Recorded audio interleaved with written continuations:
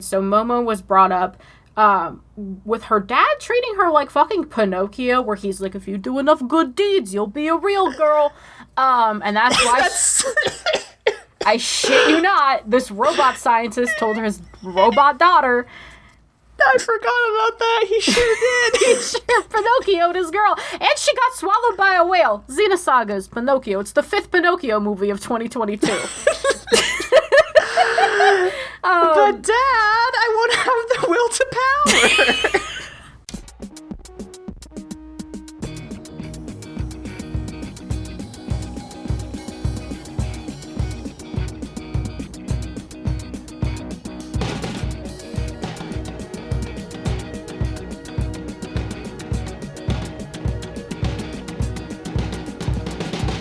Welcome to Mortified, the Friendship Quest, a podcast where two long-distance friends bounce media recommendations, all in hopes the other will like it.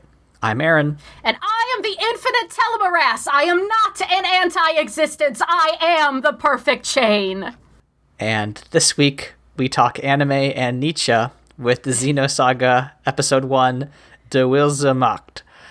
Before I absolutely lose my mind, remember, you can help me on us on Mortified Legitimacy Quest by subscribing to us on YouTube, iTunes, or Spotify, signing up for our monthly newsletter through the link in our show notes, or following us on Twitter and Tumblr at MortifiedPod. Leyla. Aaron. So, famously, almost exactly a year ago, we decided to do a deep dive into a franchise with notoriously convoluted lore, and that was, of course, the Kingdom Hearts franchise. Correct. What are we doing? What do we do next? Metal Gear Solid?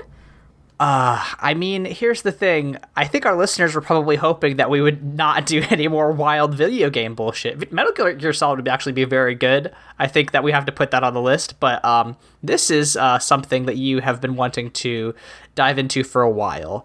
Will you care to explain to the listeners what the Xenosaga franchise is? So one day on my school bus in 2004, I got a recommendation to play this wild video game by my friend in school. Shout out to him. Not going to name drop him for privacy reasons. And Xenosaga is a trilogy that was supposed to be 6 games. And it's a space opera that has to do with Jesus. Yeah, it sure... It sure tries to, at least in this first one. So listeners, Leyla is a aficionado, a connoisseur of the Xenosaga franchise. There is a phrase in the Christianity community where they refer to two people as not being equally yoked. Me and Leyla are not equally yoked in regards to Xenosaga. I have watched the cutscene video. Leyla did generously send me her copies of the Xenosaga games. Unfortunately, my poor sweet PS2 could not handle the complex ideas of the Xenosaga franchise and did unfortunately die 10 minutes into me playing the first game. Yeah, I'm sure we'll learn about Machine Heaven here in a bit. We learned about it in the series finale of Supernatural, because cars go to heaven. Are you finding this out for the first time now? No, I know. I've been on Tumblr. I know what you're talking about. We can't get into it. But Leyla, could you please? Listeners, I want you to know, if the 5 of you that are going to be hanging in here with us, I am just as confused as you are. So, Leyla, please explain to both me and our audience what happened in Xenosaga Episode 1. Okay, for the sake of our listeners, I'm not actually going to explain this in game order because we jump between 3 timelines in the game. I'm going to just tell you what happened in chronological order because at this point, I am a little bit of an expert on the Xenosaga timeline. 10 years before present day, in the year of our Lord, 52-something, Transcend Christ? Yes. Which is just an excellent... TC instead of AD. So 10 years ago, the key conflict that this whole series revolves around is something called the Milsion Conflict. It was the Utic organization, evil shadow Catholics, versus the Galactic Federation, which is exactly what it sounds like, the Federation government, like the United Peoples of the universe. Is it the UN? Yeah. They're the UN. They're Space UN. Okay. Space UN, thank you. During the Milsion Conflict, Joachim Mizrahi, the madman scientist, plays something called the Song of Nephilim. It is just a spooky little girl song, it's just real creepy and airy. And this makes a contingent of quote-unquote mechanical soldiers, they're very human-like, called Realians, specifically combat Realians, start to get very violent. And the main character of this franchise, Shion, loses her parents during the Milsion Conflict. So that's 10 years ago. That's what you know about then. 2 years before the start of the story, Shion, again, the main character, and her boyfriend, Kevin Winnicott, are working on something called the Cosmos prototype. Cosmos is an anti-Gnosis combat system. She is literally a hot, blue-haired android that is specifically made to fight the aliens that the Song of Nephilim summoned during the Milsion Conflict. It's something no one's ever seen before. They turn people into salt. It's very spooky. Cosmos starts herself up when the Utic, evil Catholics, invade the Vector, evil Amazon. Well, just Amazon. They invade the Amazon labs, Vector, and they attack. Cosmos starts herself up and actually kills Kevin. 2 years later, in the present day, Shion is working on Cosmos and starting, that's your tutorial level, is going into Cosmos' subconscious via VR to kind of like do her startup tests. They are on the Vector ship, the Federation ship, Woglinde, where Vector has a presence. Something happens when the crew of the Woglinde picks up something called the Zohar emulator. The Zohar is a Jesus battery. Mm-hmm. Just keep that in mind. Okay. This attracts the Gnosis to the Woglinde. The Gnosis attack the Woglinde. Cosmos starts up and evacuates 3 key people.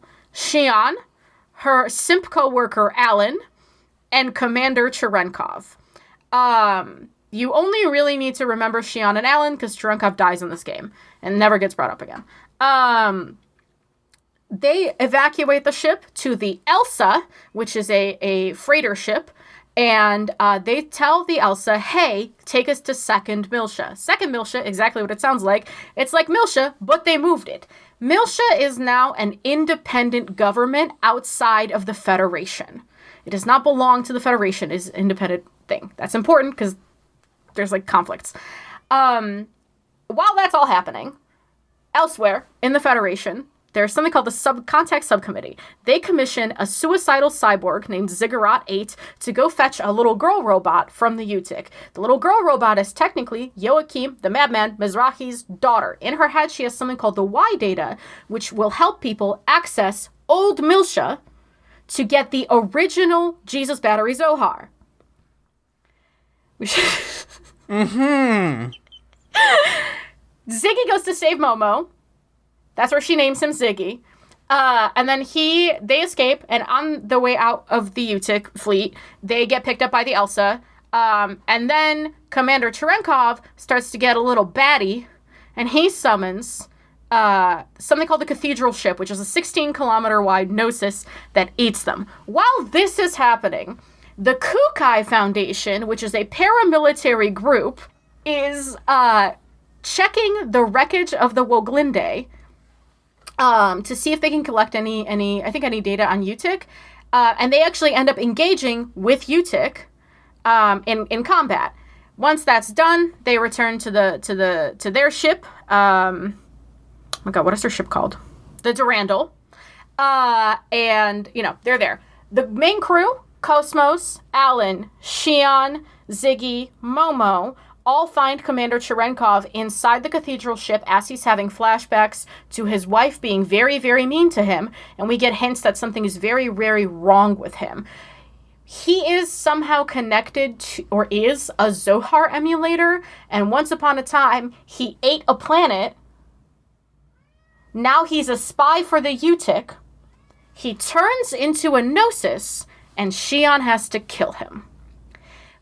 He, at his little mind beach, we all love mind beaches if you've listened to our Death Stranding episode, he's at peace there and Shion can leave him.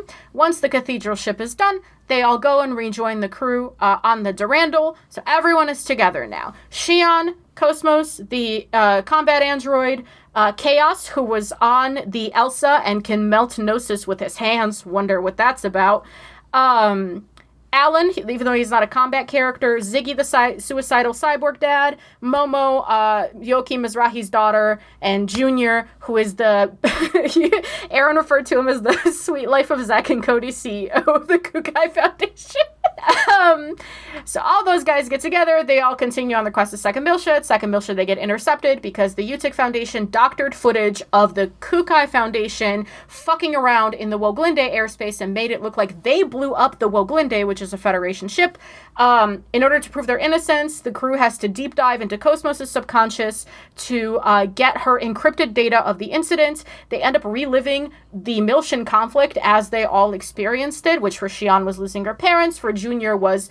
for Junior, we don't quite know what's going on with Junior. He was infected by something called Udu, which is a living god virus. Wonder how that happened. Wonder what the implications of that are. Wonder what happened there. I'm sure it's a normal thing. Yeah. Completely. And for, for Momo, she gets to kind of see her father, not at his best. He's just like madly reciting scripture as he is about to die. And I believe Ziggy gets to revisit the death of his son. So as that all happens, they get their data. Then they have to go beat the Utic to Old Miltia to get what they believe is the original Zohar, the Jesus battery. And while that's happening, they get intercepted by Albedo, who works for the Utic and is Junior's brother. He is creepy and awful. He kidnaps Momo again so that he can get the data in her head. He is on the ship, the Song of Nephilim, which plays the Song of Nephilim, then summons a different ship called the Proto-Merkaba, which the Song of Nephilim plugs into, and if it plugs into it, everyone's in trouble. So the last mission of the gang is to get on the Proto-Merkaba, destroy it from the inside, and make a narrow escape back to Second Miltia. And that is the first game. And then the only big reveal that we do have to talk about is there's a sexist asshole who hates Realians named Virgil, who dies in the Woglinde. He is revealed to be a masked blue figure called the Blue Testament at the end of the game. That's Xenosaga I. Against all odds, I do think that helped me understand the game more. So thank you for that, Leyla. I am an expert at this point. In the Federation, in UTIC. We haven't even gotten... There's a whole other organization behind UTIC. It's crazy. Mm-hmm. Yeah, definitely. Of course, there's an Organization 13. We'll get there. So, that was a lot of nouns. Perhaps we should help our audience, who we have almost certainly entirely driven away at this point. But we could still talk about the characters, as in much detail as we can, starting with our great Dr. Shion. Yeah, so I should warn you, Shion Uzuki is not ever the same person in any of these installments. Good. Great. Yeah, you could say goodbye to consistent characterization for our girl. Okay, well, in this one, she seems like kind of a depressed scientist. I mean, she's like really smart, but also like a little bit aloof. Really is only concerned with Cosmos and the fact that her boyfriend got murdered by Cosmos. Mm-hmm. That's kind of it. She's like, this game came out in like 2002, right? So like, I don't, they can't explicitly queer code her, but it does very strongly imply that she is in love with Cosmos. But yeah, she's your protagonist. She's cool. Yeah, I like that when she, when the Woglinde is getting attacked, I think one of the most, like, iconic Shion moments is Virgil is pointing a gun at her from inside of a giant robot, and she calls him rude and pushes it away. That's her. She has no sense of self-preservation. No, she kicks ass. Cosmos, our Cosmos girl. is the greatest. She is, she's like an android, a sexy android that can produce a seemingly infinite number of guns from her body. She can, blow up space whales, and probably my favorite bit from her is when there's like a guy, like one of their allies, they're trying to fight all these like crab aliens, the Gnosis, in the first act of the game. And there's like a guy standing in front of her, and she just shoots straight through him, killing him to get to the Gnosis. And then Shion's like, "Why did you do that?" And she's like, "It would only killing him only resulted in a 0.2% loss of efficacy, so it was fine." And I was like, Cosmos, you kick ass." I love Cosmos. She's great. And that was Virgil, by the way, who got blown full of holes. Yeah, extremely good. Yeah. Fuck Virgil. So he deserved it. You know who doesn't deserve anything other than the best things in the world? Alan, love of my life. Yeah, I mean, he is wholly in love with Shion. Basically everybody in the lab is like, "Hey, Alan, why don't you just ask her out?" And he's like, "Oh, I can't. I'm so scared. She doesn't have eyes for anything. She would never notice a poor guy like me." And like that statement bears out to be true when, like, after the ship is attacked, they are like doing a body count, and then Alan just shows up. He's like, "Wait, you weren't worried I was dead?" And they're like, "No, I didn't even notice." And I was like, if I was Alan, I would turn into a mass murderer, because that poor man. Alan is... I have some fun Alan facts that don't have any bearing on the plot. Namely that he is extremely wealthy. Alan is rich as shit, does not talk about it. He is a wealthy, beautiful simp. Half of Alan's scenes in this game are him helping Shion clean up after dinner. Angel. I love him. I'm an Alan stan. Like, I truly, everyone in this game annoys me at some point or another. Not him. I love that coward. Yeah, I know. He's kind of like a baby who is just like, "Oh, I'm just in love with Shion so much, but I can't even, I'm so closed off to my own emotions, I can't even articulate that." But he is very funny. He watched Kevin die. Oh, I didn't realize he was there. So he understands that she's like grieving. That's part of it. Okay, so he's cool. All right, good for Alan. Yeah. How do you feel about Ziggy? I mean, okay, is Ziggy a Realian? No, Ziggy is a cyborg. Oh, okay, good. There's a difference between Realians and cyborgs. Okay, great. Here, I'll do it quick. Humans, fully biological humans. URTVs is just what Junior is, are designer combat children, specifically designed to stop the presence of Udu, which is the living virus. Realians are human looking, but like they're built, they're manufactured people. Then there's combat Realians, and then there's observational Realians, which is what Momo is. And then there's androids, which is just Cosmos, because people remark on how she's like something out of a sci-fi novel out of our time. And then there's cyborgs, which are humans with partial robot bodies. And the way Ziggy ends up a cyborg is he kills himself, and because of the Life Recycling Act, which is it's illegal to kill yourself, he gets turned into a cyborg against his will, and he sold his service to the Federation. Excellent. Great. Yeah, I mean, Ziggy's pretty cool. He's like, I hate my job, but I will protect this little girl. And you know what? That's good. I like Ziggy. Yeah, he fucking rules. He refuses to update his body. He is literally trying to die in obsolescence. Listen, I think we've all been at that point where it's just like, I'm not getting another fucking phone update, Apple. I'm not going to download the new Audacity firmware that puts weird spyware in my computer. I want to stay on the fucking most obsolete version until the software just doesn't work anymore. And I respect that, Ziggy. Yeah, and Ziggy's charge, Momo, who gets a rough deal in the first two games, but in the third one, she really gets to shine. Yeah, I mean, she's just kind of like a kid. There's a weird bit where it's implied that she's in love with Junior? Little Master, Junior, fucking Rubido. He has 3 names, which I don't love, but it's fine, I guess. I don't know how I feel about that. I guess they play on a beach once, and that's fine. She's cool. I think, she gets like tortured by Albedo, which sucks, but I think she's cool. She has a lot of cute scenes with Ziggy, and they talk about how they are oppressed by the human ruling class, and that's interesting. she does have like a weird complex with her parents. Like she is constantly seeking out affection from her mom, who is a part of the subcommittee, the contact subcommittee.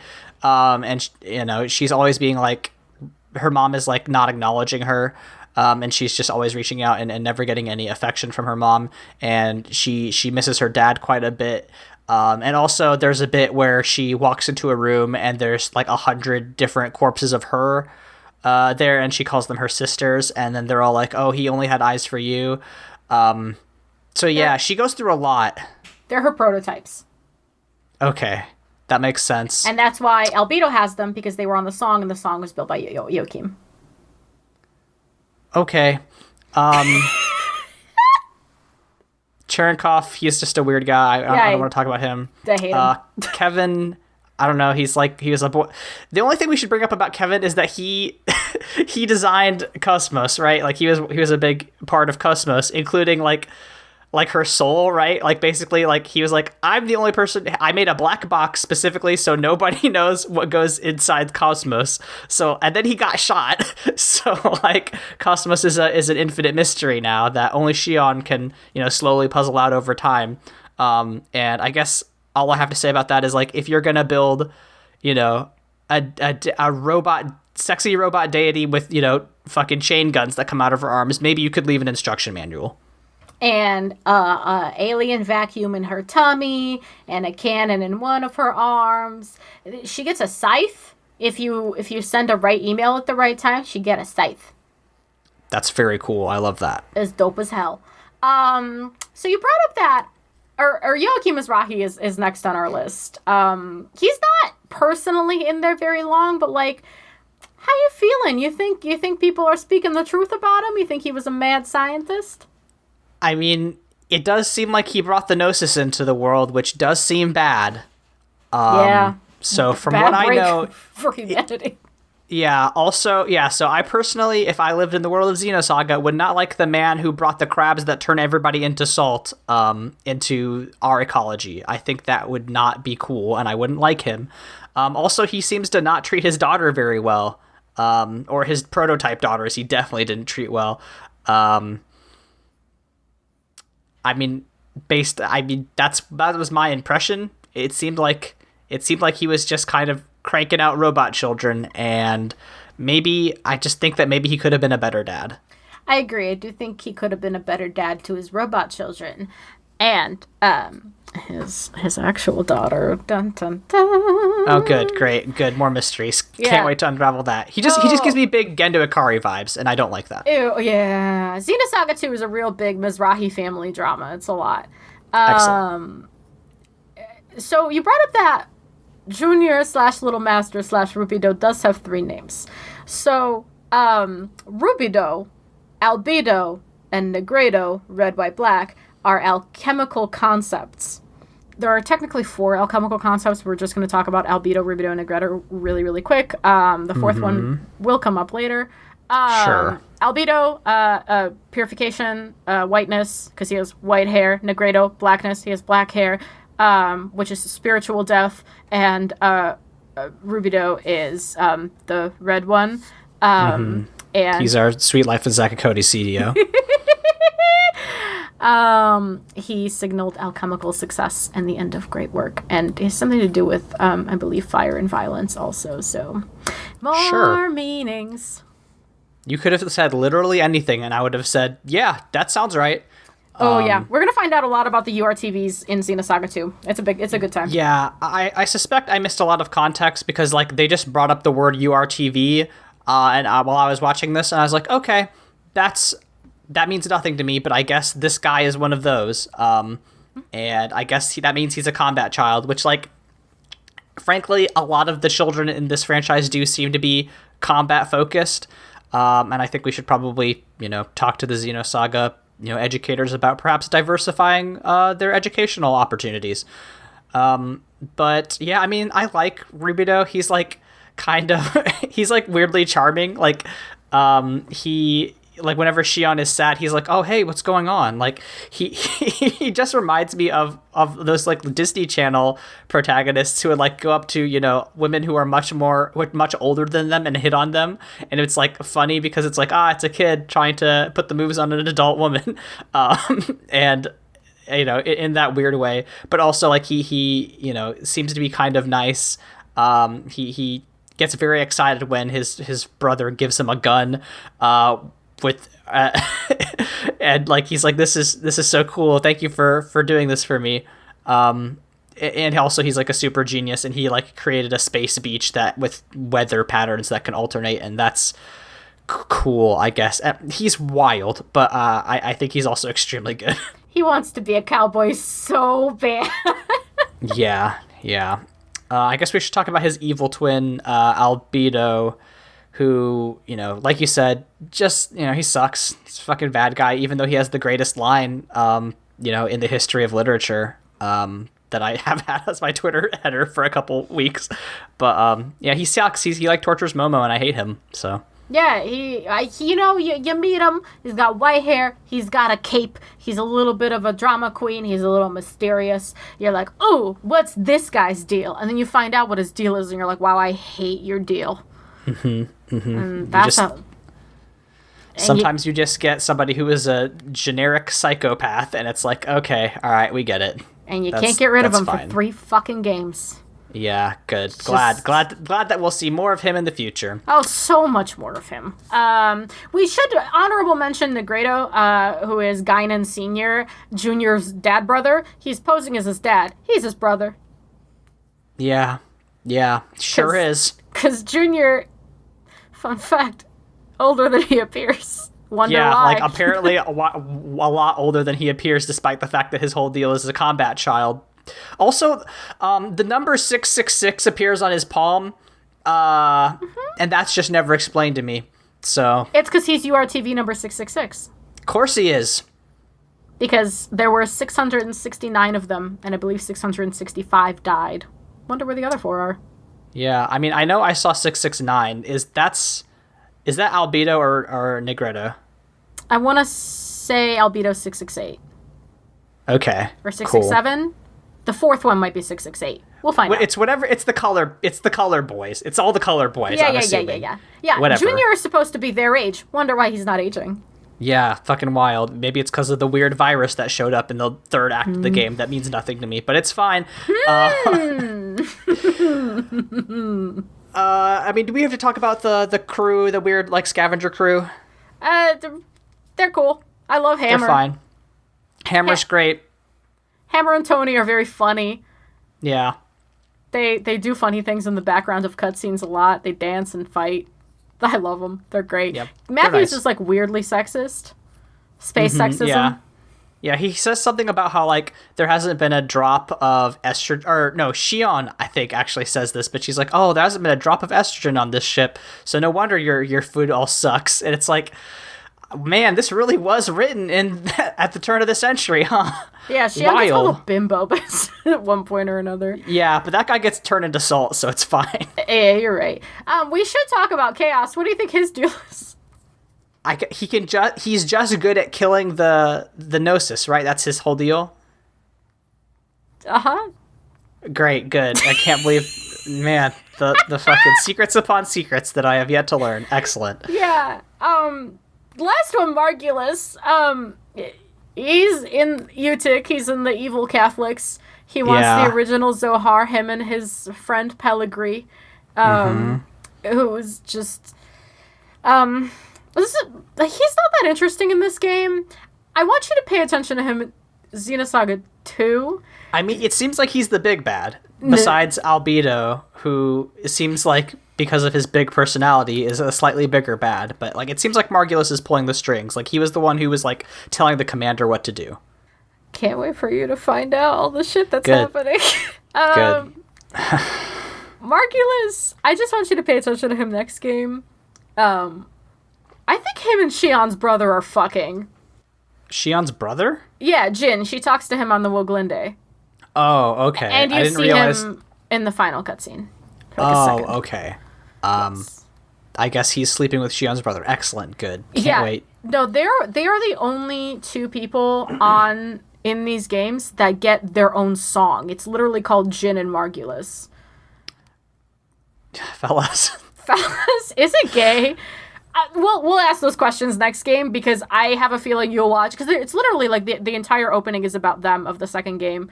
The vibes are off the charts, fellas. Excellent. Great. Yeah. All right. There are a lot of vibes. Okay, that's enough characters, I think. Yeah. They're fun. They're a fun group of people. None of them look like they're dressed for the same event. No, they're all going to wildly different cons. Yeah. Oh my god. So Leyla, I have a lot of questions. Mm-hmm. I don't know that I possess the language to speak them, but I'm going to give it a shot. I guess the first thing, you talked about the Jesus batteries. Mm-hmm.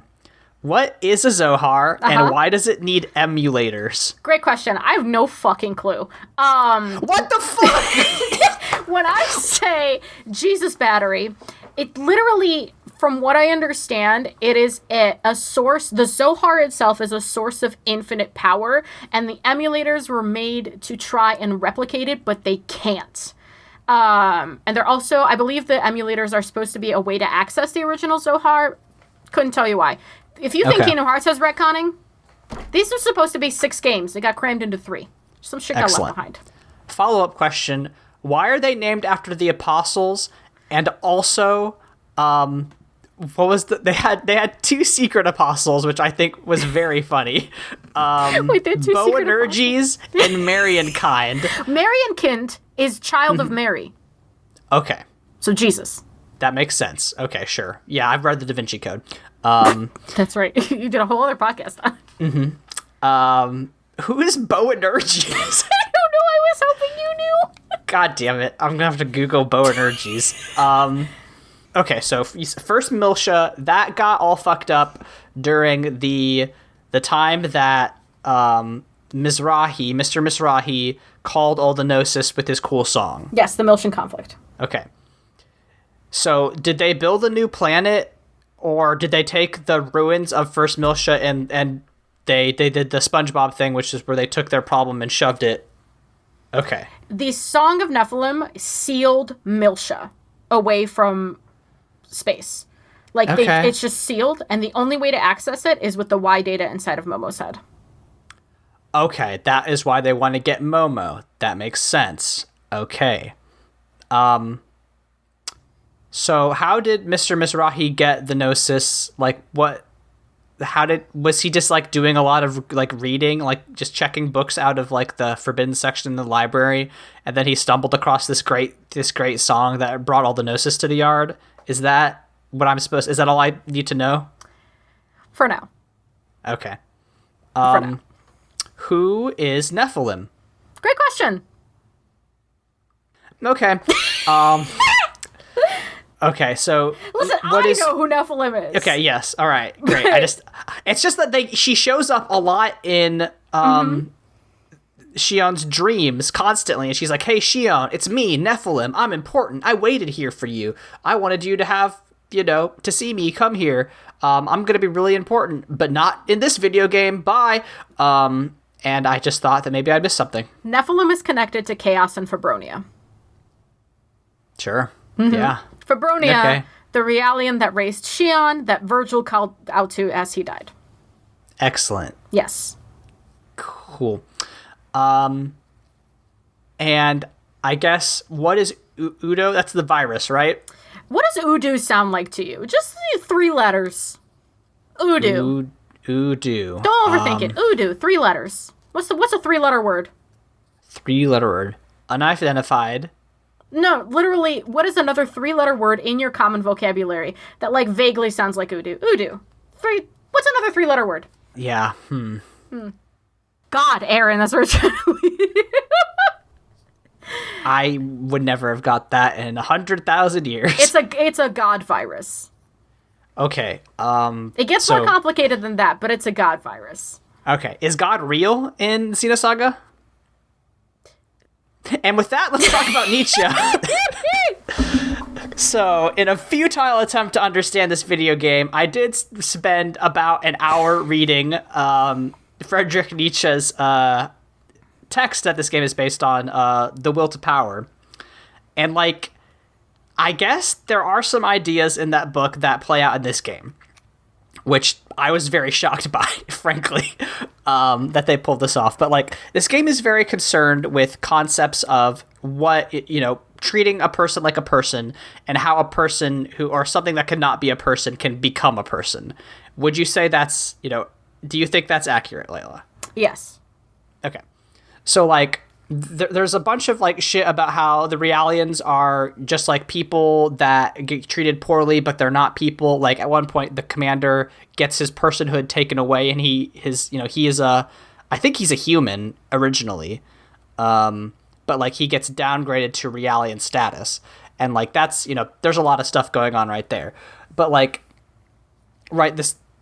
I'm just gonna have to open up my fucking Nietzsche notes. But basically, like, so...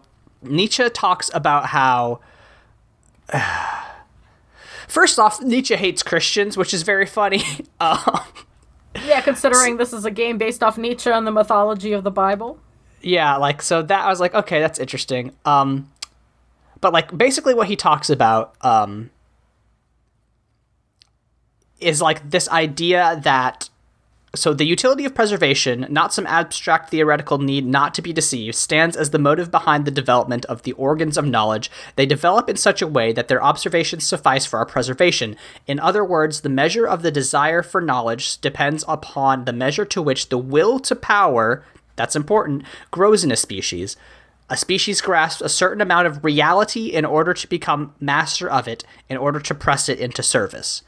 So what I take that to mean is that Nietzsche believes that if you are, like, in order to, like, become, like animals basically evolve in order to have more knowledge, to gain more knowledge and therefore more power, and with that knowledge, because knowledge is power, warp reality around them to create the conditions in which they exist. And if you look at Xenosaga through the lens of, like, oh, people are trying to gain more knowledge in order to, make themselves into persons, right? To actually form, what we would consider a person. Like, that's very interesting, right? Because, Shion is constructed, she's like you said, an android, right? Or not Shion, Cosmos. Cosmos is an android, but, like, Cosmos is constantly getting shit that Shion did not put in her. And I think that's very interesting, right? Because it's like, okay, so we have quote unquote animal that is constantly evolving new means by which they can warp the reality around them. And it's like, okay, and then, we get a lot of Christ imagery. Cosmos does at least, 2 T poses in this game. If not more. I didn't play the actual gameplay, but, like, it's very clear that Cosmos is a Christ figure. And, like, Nietzsche has a lot of very bad 19th century race stuff, but, like, one of his most famous concepts is the idea of the Ubermensch, like the perfect man, right?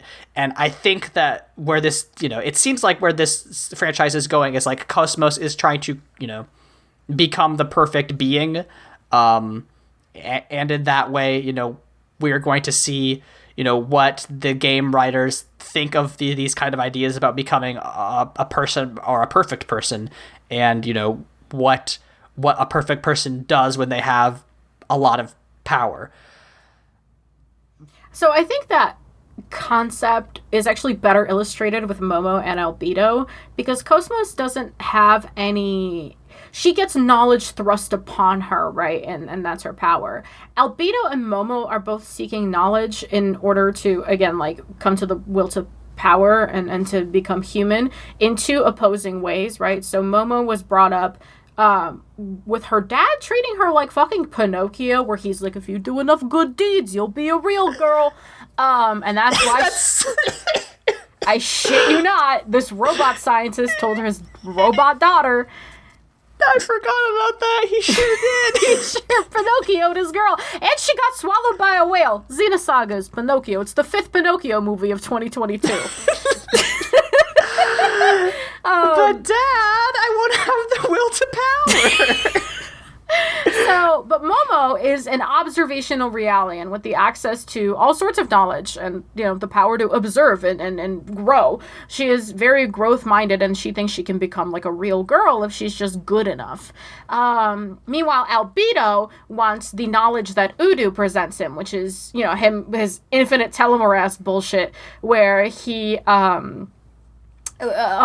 is linked with Udu after the Milsion Conflict, and is gaining the knowledge of the universe and using it not necessarily for evil, but only for self-preservation, and has a more like cynical view of the world, where him and Utik want to return it to kind of a different state of being, where like Old Milsha, original Jerusalem, like our Jerusalem, they're on 5th Jerusalem now, by the way, are all kind of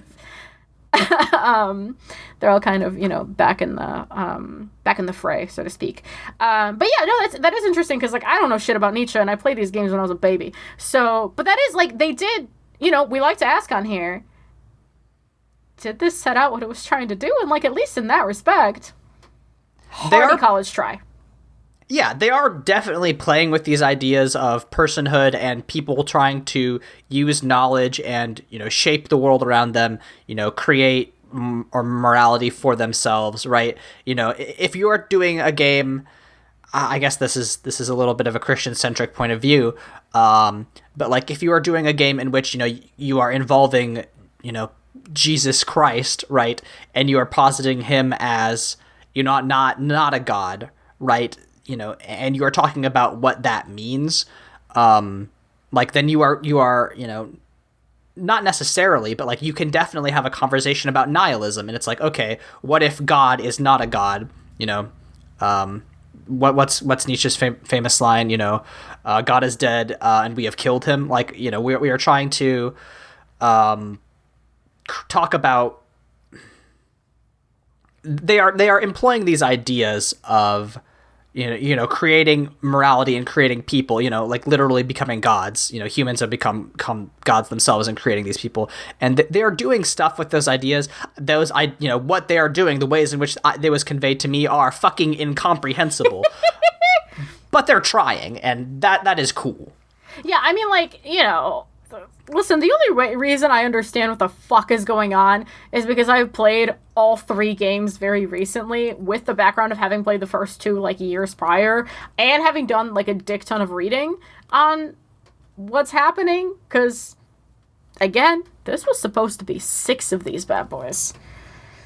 A lot got left on the cutting room floor. Yeah.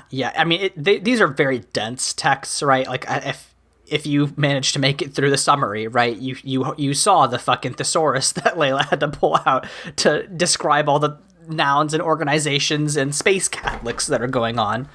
But yeah, it definitely seems like this should probably have been maybe they could have stopped it after like the first pre-rendered cutscene, like where Shion, absorbs all of the Gnosis ships or whatever.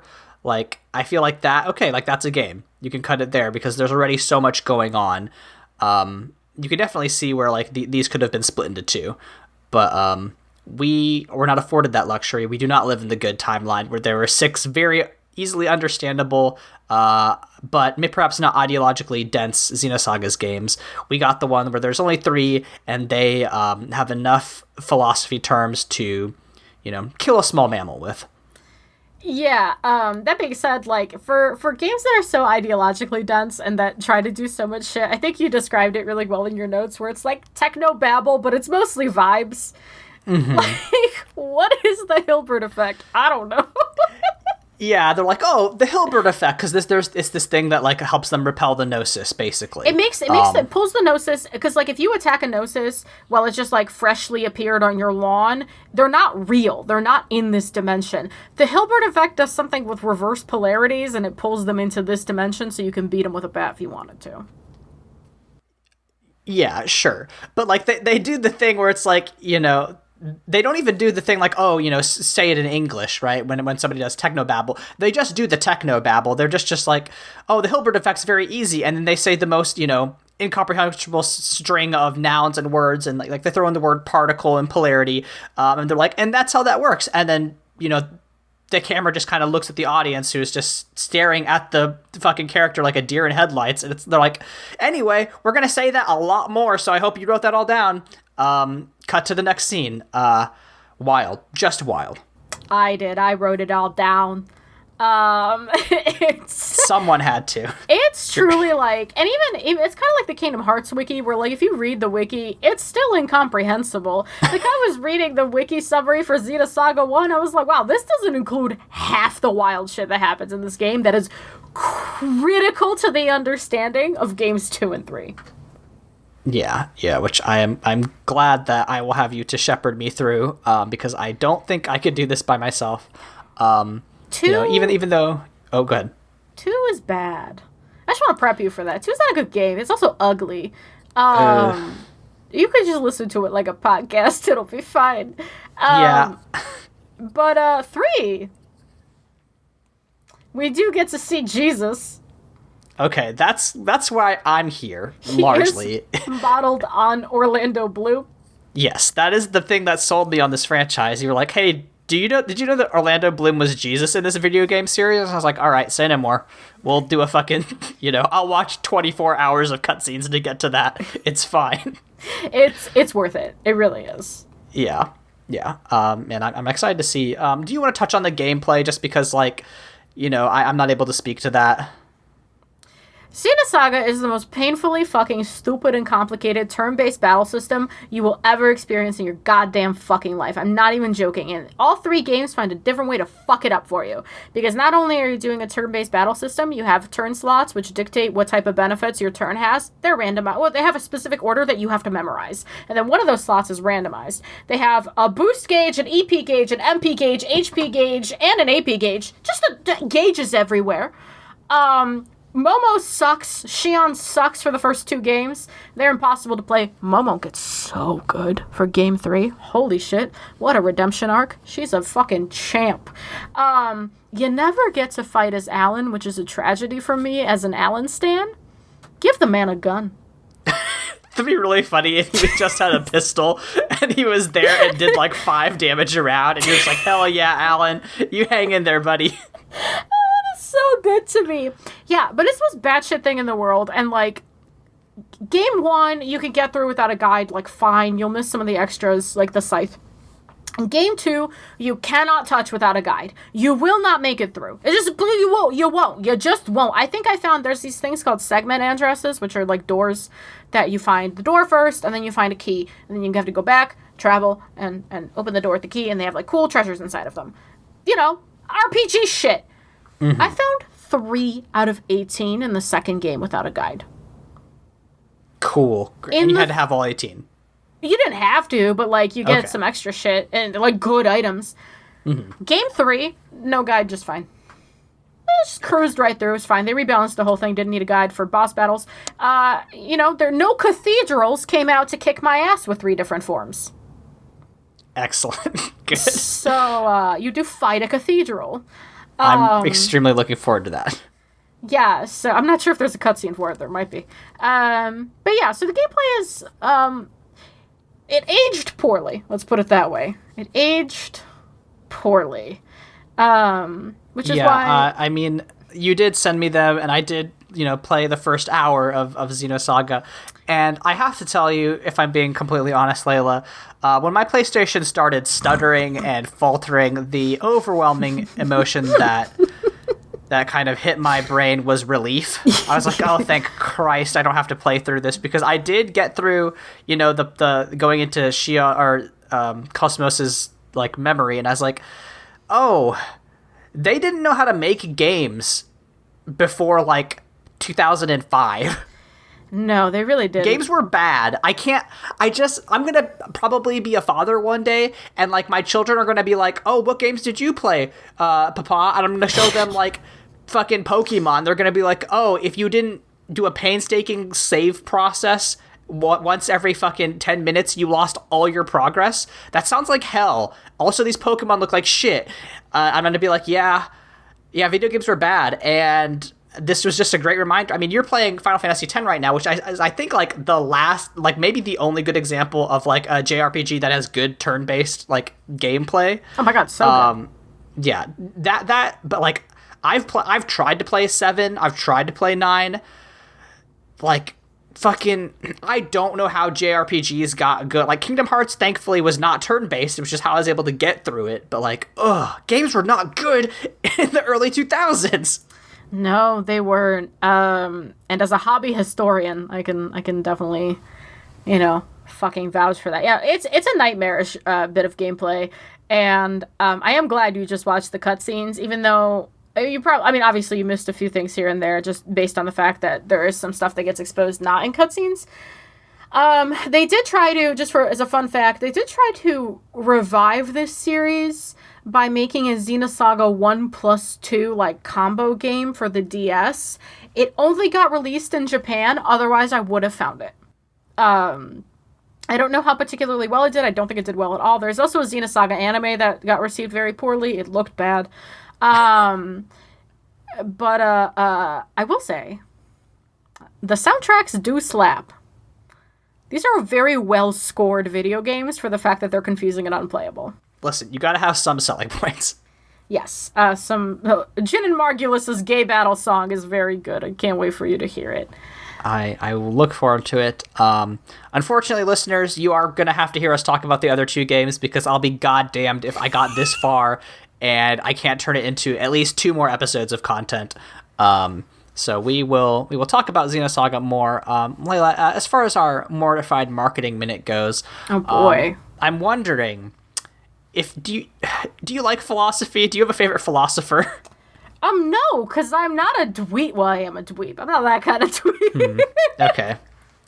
I'm just, if it's not philosophy, then like what perhaps major world religion would you turn into a JRPG if given the opportunity? Oh, Russian paganism. Oh, that's good. Are you kidding me? That's easy for me. Russian paganism. Just fucking, Perun, the wind god, Papa God. There's a father god and a mother god, and then there's like, there's another god that's like one of the main pantheon who's always like with Perun as an old man. I'm like, ooh, family drama. I think there could be some of that. Yeah, no, that's easy for me. Just like give me any petty pantheon and I can make a JRPG out of it. How would you tackle either a different religion or perhaps another Catholic moment? Yeah, I mean, the problem is that, like, before I actually read Nietzsche, I would have said Nietzsche was my favorite philosopher. And this game is very Catholic, so, like, in theory, right, this is the game that I would make. But perhaps I would make it differently. I think, but we talk about the gnosis a lot in this game, and I think it would be very interesting to do a JRPG based around early Christian heresies, like Gnosticism. And just like get into the very stupid philosophical arguments they had about whether or not Jesus was a god, whether or not he actually rose from the dead, or whether or not he just like got his body stolen, or whether or not he was a man and a god, or fully god, or just a man, or whether or not Jesus had a soul, or whether or not the God and Jesus and the Trinity are different people, or the same, or 3 in 1. Yeah, there's a lot of real dumb bullshit, if you want to talk about theology, that I think I could absolutely turn into incomprehensible JRPG, which, by the way you're looking at me, suggests that might just be Xenosagas 2 and 3, so we'll see. No, I got lost in your Christian sauce there for a second of all the petty arguments of... Listen, I didn't learn that much in high school, but I did learn a lot in my Catholic history course, so there's that. Yeah, buddy, I can see that. Wawazawa. That's yeah, I want that game from you. I want a petty Christian game from you. Listen, one day we're working towards it. Listeners, if you want to call our hotline at 775-573-8882 to let us know what major world religion or philosophy you would turn into a JRPG, please let us know. Leyla, if people want to hear more of your thoughts about Christianity and also its intersection with Russia, where can people find you on the internet? Oh my god. So glad you asked. So people can find me at LEYLSES on Tumblr, Twitter, and Instagram, where I'm currently working on an essay about Final Fantasy X and how much I love it and how good it is, and you all suck for thinking it's cringy. It's a very aggressive, lovable ode. I am also working on, if you found my 7-minute summary of this game fascinating, I am working on a 2-hour-ish video essay about the entire Xenosaga franchise that I'm planning to release after we finish our little Mortified series on it, so that I don't have to spoil Aaron about my thoughts on it. Monday or Wednesday. Yes? Well, we're recording tomorrow, but it'll be released Wednesday. Released Wednesday. I'm gonna become the Bible boy. The 4th Bible boy. No, the 5th, yep. Sorry. Or the 6th? We have a lot of extra Bible boys, but yes, you will become a part of our pantheon. Leyla is graciously joining me and Josh for History Corner while, they explained the Christianization of Kievan Rus, which will be very interesting. So I can't wait for that. If you want to find me on the internet, you can find me at AaronXXL on Twitter, where I talk about health policy and tabletop RPGs. Hopefully, the same day that this episode goes up, I will have a review of Kyle Tam's Mariah, which is also a very Old Testament-y tabletop RPG. I also do the aforementioned Bible Boys, which is at the Bible Boys, so check me and Josh and Leyla out on that. Our theme song is Obsolete by Keshko from the album Filmmakers Reference Kit Volume 2. You can find more of their music at keshko.bandcamp.com. Leyla, as we wrap up our first of 3 conversations about Xenosaga, and people are feeling a little bit irritated that you sent them down this path, what do you have to say to our audience? Feed me your hostility. Pierce me with your hatred. We'll see you all next week.